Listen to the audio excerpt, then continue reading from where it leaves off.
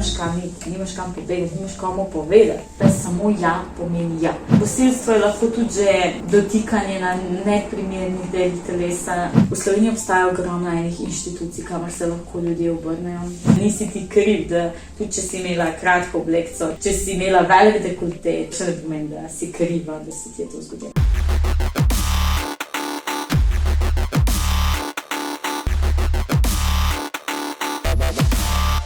Živjo, danes je z mano Sabina. Ela. Mogoče jo poznate na Instagramu kot Zmedena mami. Je tako. Kakor ste verjetno že videli v naslovu, bova danes govorile o eni težki, ampak ful pomembni temi, in to je spolno nasilje. Ti si danes z mano zaradi tega, ker si bila žrtev posilstva. Je tako. In tudi na svojem Instagramu zelo odprto govoriš o tem, z željo, da bi pomagala drugim. In danes tukaj z mano, da probava še komu pomagati in narediti, da se to ne bo več. Tako je, predvsem preprečiti, da moraš kdo iti čez to, kar sem šla jaz to pravim. Jaz bi za začetek te prosila, da se mogoče sam na hitro predstaviš, tistim, ki te še ne poznajo. Jaz kar mislim, da me vsi. Jaz sem Sabina, najdete me na Instagramu kot Zmedena mami. Sem mamica dvem majhnim fantkom, zelo majhnim, eni sta komaj pol leta. Jaz sem žrtev posilstva in delam na tem vsak dan, se soočam s tem. Moj cilj je pomagati puncam, fantom, komarkoli, ki je to preživel, doživel. Drugače pa, ni na mojem profilu samo to, ampak je ful enih drugih stvari. Najde se od smešnih do realnih, do globokih debat, tako da poiščite me. Pofollowajte. Predvsem to. Zdaj, za začetek, a bi nam povedala, kaj je sploh definicija neka posilstva? Kaj sploh je to? Zdaj tako. Posilstvo je v slovenski zakonodaji definirano kot nasilje zoper spolno nedotakljivost osebe istega ali nasprotnega spola. Se pravi, naš zakonik ima zelo obširno definirano, samo definicija posilstva zajema 5-6 alinej, ker moramo se zavedati, da posilstvo ni samo in izključno seks, se pravi samo penetracija. Posilstvo je lahko tudi že dotikanje na neprimernih delih telesa, če ženska moški ne privoli.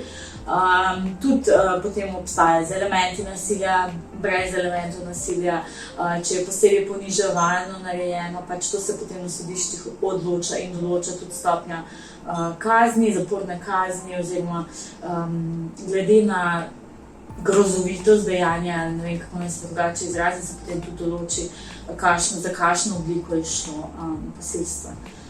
Teh oblik je ogromno, je pa tudi slovenski zakonik se je letos oziroma v zadnjem letu spremenil, malo drugače se definira, bolj žrtvam prijazno, ker mislim, da se veliko ljudi ne zaveda, kaj vse pomeni beseda posilstvo. Vsi pomislijo samo na tisto penetracijo, oziroma velika večina ljudi tudi ne pomisli na to, ampak pomisli na kakšne BDSM igrice. Prva misel jim je to. Ampak ne, to je veliko hujše, to je čist drug svet, kot je recimo v pornografskih filmih prikazan. Je to zelo obširen pojem. A bi rekla, da je posilstvo sploh lahko definirano kot seks? Ne. Zame osebno je posilstvo vse, kar ti ne privoliš. Sprav, tudi če te nekdo žensko po prsih šlata boža, kakorkoli, pa ona ne privoli v to, je zame že neke vrste posilstvo. Jaz sem malo pristranska, malo drugačno to gledam, ker sem to vse dala skozi preživela, ampak definitivno to ni samo penetracija. Žal, ni. Ker vemo, da tudi, dajmo vzeti za primer dve lezbike, one tudi velikokrat nimajo penetracije, pa je spolni odnos. Zakaj bi bilo posilstvo drugače? Se pravi, bi lahko neka oseba proti tvoji volji s prsti počela vse? Najbrž ne. Treba je tle malo širše gledati, ni to samo črno in belo, ampak vemo vsi, da je tudi sivo območje. Včasih, to se me ti podočila, je bil slogan proti posilstvu ne je ne. Zdaj se je pa spremenil v samo ja je ja. Zakaj tako? Gre se za to, tudi slogan samo ne pomeni, ne pomeni ne, ok, je do neke mere v redu. Ampak treba se zavedati, da posilstvo ni zgolj samo posilstvo, ki ženska reče ne in nekdo napade. Ne, posilstvo je veliko več od tega. Dajmo zdaj za primer, da je neka oseba mrtvo pijana, nezavestna, kakorkoli, poškodovana, ne vem, lahko je bilo zaradi fizičnega nasilja, prišlo je do poškodbe, oseba izgubi zavest in jo nekdo posilja, a potem ona tehnično gledano ni bila posiljena. Pač treba se zavedati, da vsaka situacija, ki privede do posilstva, je unikatna, je pač drugačna in ne more vedno, ženska ni vedno v poziciji, da lahko karkoli reče. Predvsem tega se je treba zavedati. Tudi velikokrat slišim, da se je zgodilo, da se posilstvo zgodilo, ne vem, v krogu ožjih družinskih članov, ko je nekdo spal in so ga napadali. Pač takrat oseba ni imela priložnosti reči, ne želim si tega. In pač to je treba vzeti v zakup. In ravno iz tega razloga se je pač toliko zavzemalo en kup slovenskih društev, pač, ki pomagajo žrtvam spolnega nasilja, posilstev, se je zavzemalo za to, da je prišlo do spremembe samo ja pomeni ja. Kar pomeni, da tudi če ti nič ne rečeš, ne sme nobeden posegati v tvojo intimo. Pri nas deluje inštitut 8. marec, se mu reče, ki se je tudi recimo zavzemal zdaj ful za pitno vodo, ker je bil ta referendum za vodo.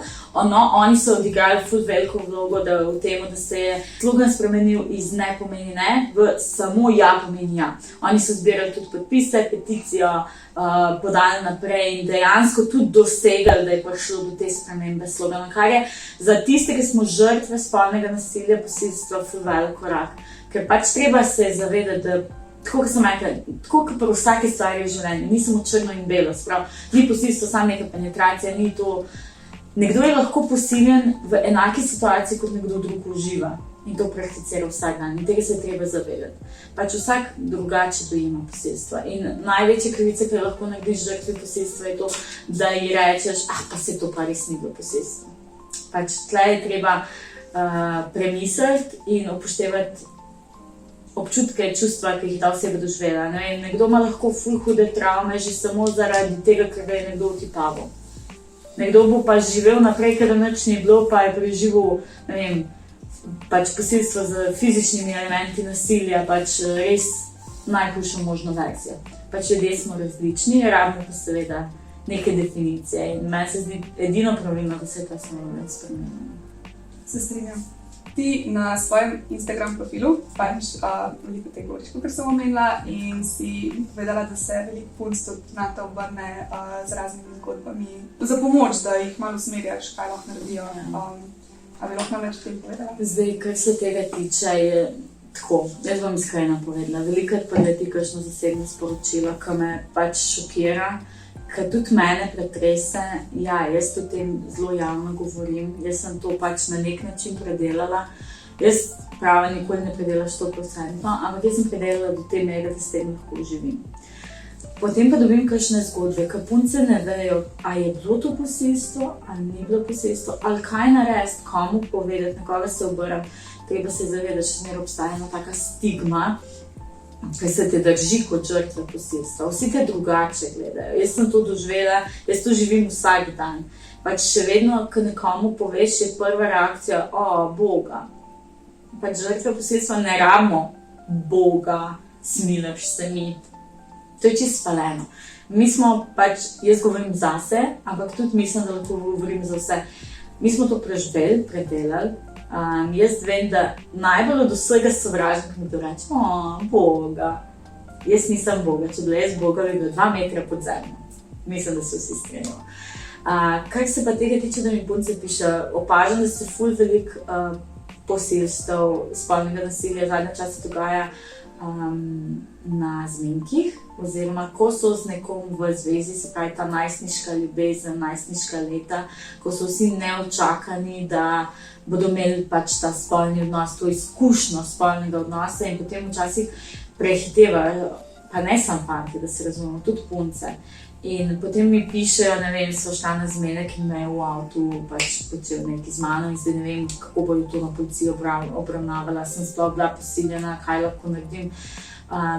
Jaz vedno pravim, če se čutiš, da ti je bilo vzeto nekaj, kar je bilo samo tvojega, če se slabo počutiš, če imaš travme, če jokaš, če se počutiš, da nisi v svojem telesu, če imaš občutek, da je bilo to, kar se ti je zgodilo narobe, definitivno povedati staršem, seveda, če si pač mladoleten, to je edina opcija v bistvu, in pa podati prijavo na policijo.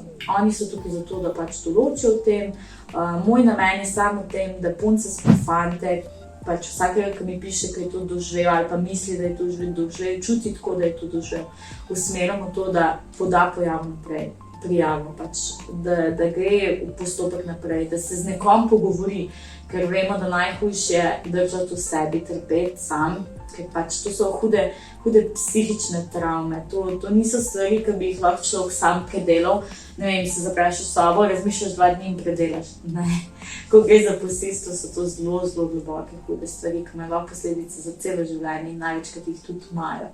Tako da, kar se tega tiče, jaz vedno odgovorim na vsa zasebna sporočila. Tudi če mi nekdo sam srčka pošlje, ne vem, na story, ki otroke objavim, vedno odgovorim. Vedno probam pomagati. Ene punce pravijo, da jim pomaga že to, da pač se pogovorijo z nekom, ki je isto doživel, ki ve, kaj čuti ta oseba zdaj. Tako da, kar se tega tiče, jaz pravim, vedno dobrodošli. Če bom le znala pomagati, bom pomagala. Je pa tega vedno več opažam zadnje čase. Tako da je kar žalostno vse skupaj. No, jaz pač nisem pristojna, da bom podajala karkoli naprej, to je vse anonimno, ostane pri meni, ampak se veš, probaš spodbuditi, da se to ne bi več še nekomu drugemu zgodilo strani istega storilca. Bolj mi všeč, da si rekla fantje in punce, ker veliko ljudi misli, da fantje pa ne morejo biti žrtve posilstva. To je najbolj napačno prepričanje. Žrtve posilstva je lahko vsakdo. Lahko so starejši, lahko so ljudje v domu starejših občanov nepokretni. Ravno zaradi tega slogan samo ja pomeni ja. Pač ljudje mislijo, da se posilstvo dogaja samo v tisti najstniški oziroma nekem zrelem, ne zdaj starejšem obdobju življenja, ampak v tistem rodnem, ne vem kako naj rečem, pač se pravi, tam nekje od 15. do 30. 40. leta. Noben ne pomisli, da je ogromno ljudi, ki se jim take grozne stvari dogajajo zadnje dni življenja, ki so nepokretni. Lahko se dogaja, ne vem, otrokom, to je potem že tudi pedofilija, ampak treba se zavedati, da je še zmeraj spolno nasilje, tudi če je pedofilija. V glavnem, vedno, v celem življenju, kadarkoli si lahko žrtev posilstva in ne izbirajo, dejansko ljudje ne izbirajo, lahko je moški, lahko je ženska, lahko je otrok, lahko je starostnik. Pač obstaja na svetu, obstaja toliko enih fetišov, toliko enih perverznežev, toliko enih ljudi, ki imajo neke določene fantazije, ki jih probajo resničiti in pač se veš, ljudje smo čudovita in hkrati grozna bitja. Ne? Človek je sposoben marsikaj narediti in v tem primeru jaz vedno rečem, tudi moški je lahko žrtev posilstva, ali strani moškega, ali strani ženske. Treba se zavedati, da tudi ženska lahko posili moškega. Pač to ni nekaj, čemer bi se smejali. Jaz se spomnim, leta nazaj je bil en članek objavljen, ne vem sploh kje, v glavnem šlo je za to, da je moški podal prijavo, da ga je ženska posila medtem, ko je spal, in so se vsi delali norce, sploh na Facebooku, odspodaj pod komentarji. Mislim, to ni nekaj, s česar bi se lahko norčevali, to ni nekaj, komor bi se lahko smejal. Pač gre za grozno dejanje, ne glede na to, ali ženska ali moški. Res gre za grozne posledice in treba je vsako priznanje, prijavo imati resno. Ne pa reči, se izmišljuje. Pač, ali pa komentarji, kot so sledili, kjermu moškemu pa ne paše. Pač nismo vsi enaki, ne smemo se tako tretirati. Ne? In ja, veliko moških je žrtev posilstva. Tudi recimo med geji je veliko tega. Med vsemi pač ni zdaj neke specifične, da bi rekel, samo med žensko in moškim, samo v tem obdobju, ampak pač res te lahko kadarkoli dohiti. Tako da tudi če se kakšen od moških počuti, da je bil posiljen, pač definitivno podati prijavo, ukrepati. Veliko ljudi misli, da če si v zvezi, pa ne more priti do posilstva. Če si z nekom že imel spolne odnose, da zdaj pa ne more priti do posilstva. Če enkrat rečeš, če se enkrat strinjaš, da zdaj pa to velja za vedno. Ne, pač glede posilstva je toliko enih napačnih prepričanj, da se mi zdi, da se ljudje še zmeraj bojijo, sploh s komarkoli spustiti v te debate. In zato je meni to fajn, ker tukaj govorimo o tem, ker gre to naprej. Zdaj, kar se tiče samega posilstva v zvezi. Posilstev je ogromno vrst. Od date rape, je ful v Ameriki pogost, oni pač itak ful prej začnejo hoditi na te date, zmenke, whatever. Kar se tiče pa v družini, je pa tako. Vsak spolni odnos je tako, da mora biti soglasen. Pač to mislim, da se strinjamo. Ti, ki šlo z nekom 50krat v poslo, pa če enkrat rečeš ne, mora takrat 51-tič razumeti, da je tisti večer ali pa dan ali pa jutro ne. In pač tega se je treba zavedati. Zdaj, če pogledamo samo statistiko, med leti 2008 do 2013 je bilo v Sloveniji prijavljenih 64 posilstev. Od tega se jih je 75% zgodilo za 4 stenami v domačem stanovanju, v domači hiši, strani oseb, ki so najbližje. In zdaj si predstavljaj, naš dom, ki je neko varno zatočišče in se ti tam to zgodi. Pač to je nekaj najhujšega in pač ker te tisti kraj vedno in vsak dan znova opominja, kaj se ti zgodi. Ne vem, da moraš hoditi spati v isto poslo, kot se ti je to zgodilo. Poleg iste osebe, ki se ti je to zgodilo. Pa ne narobe razumeti, ni vedno tako, da je partner. Lahko pa gre tudi za očeta, lahko gre za mamo. Pač ni to vedno, ni vse vedno, da je v partnerskem odnosu. Seveda se tudi v partnerskem odnosu dogaja. Tako, kot sem prej rekla, tudi če oseba spi, pa druga oseba začne spolni odnos, to praktično brez privolitve, če smo realni. In ne veš, kako se bo oseba počutila.